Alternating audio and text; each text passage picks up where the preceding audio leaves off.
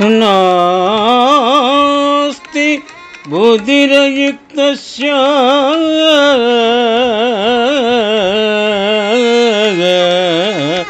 న చ యుక్తస్య భావనా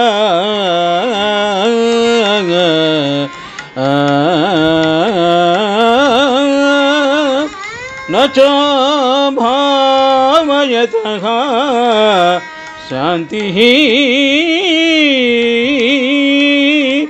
అశాంతస్య కుతః సుఖం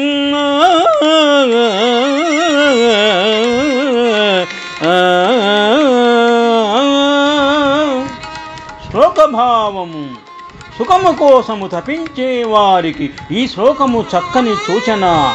శాంతమైన మనస్సే సుఖం. ఇంద్రియాలు మనస్సు చెలరేగుతున్నంతసేపు ఆందోళనే.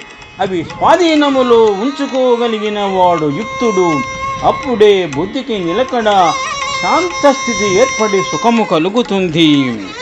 మనశ్శాంతి లేని వానికి సుఖం ఎట్లు లభించును అనే అంతరార్థము.